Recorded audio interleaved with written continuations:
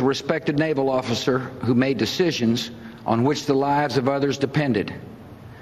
As an elected public servant, he earned the respect of colleagues in both parties as a man to follow when there's a tough call to make.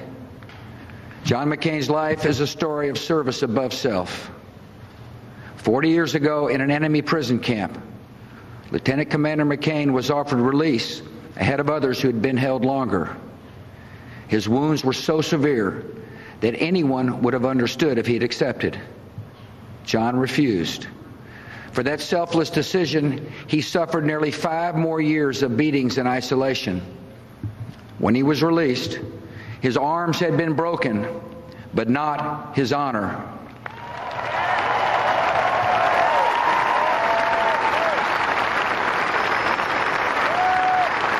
Fellow citizens, if the Hanoi Hilton could not break John McCain's resolve to do what is best for his country, you can be sure the angry left never will.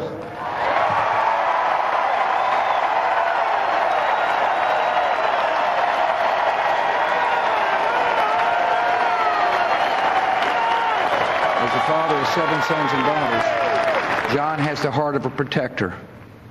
He and his wonderful wife Cindy are adoptive parents.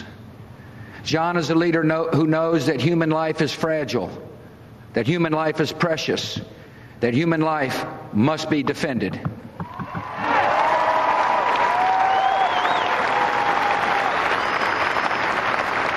We have seen John McCain's commitment to principle in our nation's capital. John is a steadfast opponent of wasteful spending. As president, he will stand up to the high tax crowd in Congress and make the tax relief permanent. He will invest in the energy technologies of tomorrow and lift the ban on drilling for America's offshore oil today.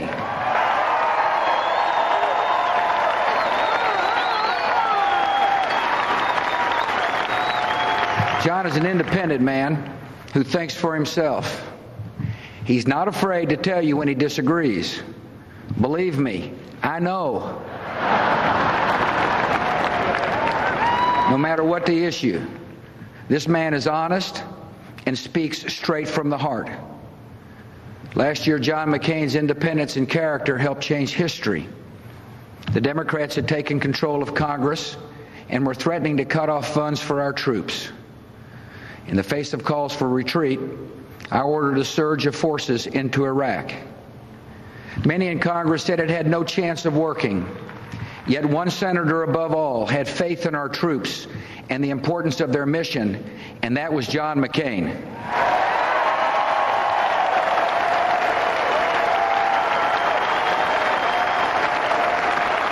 Some told him that his early and consistent call for more troops would put his presidential campaign at risk.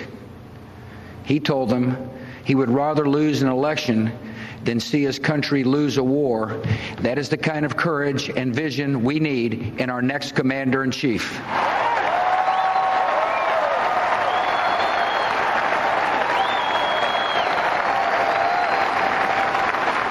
fellow citizens, we live in a dangerous world, and we need a president who understands the lessons of September the 11th, 2001, that to protect America, we must stay on the offense, stop attacks before they happen, and not wait to be hit again. The man we need is John McCain.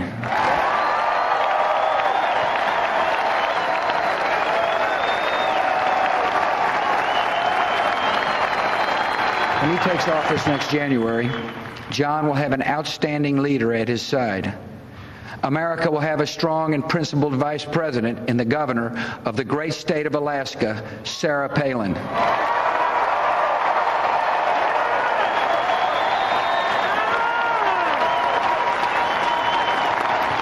In the time the Oval Office has been in my trust, I've kept near my desk reminders of America's character, including a painting of a West Texas mountain lit by the morning sun.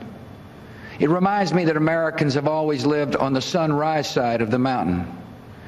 We are a nation that looks to the new day with confidence and optimism. And I'm optimistic about our future because I believe in the goodness and wisdom of the American people. I'm optimistic because I have faith in freedom's power to lift up all of God's children and lead this world to a future of peace. And I'm optimistic about something else. When the debates have ended and all the ads have run and it is time to vote, Americans will look closely at the judgment, the experience, and the policies of the candidates, and they will cast their ballots for the McCain-Palin ticket.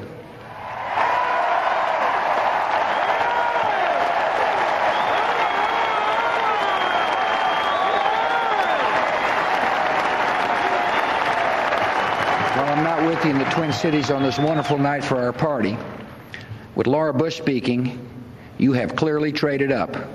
I am so proud the American people have come to know her gracious presence, her determined spirit, and her loving heart. Laura has been a fantastic First Lady.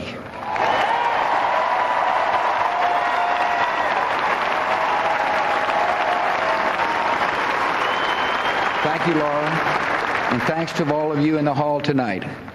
God bless you, and God bless America.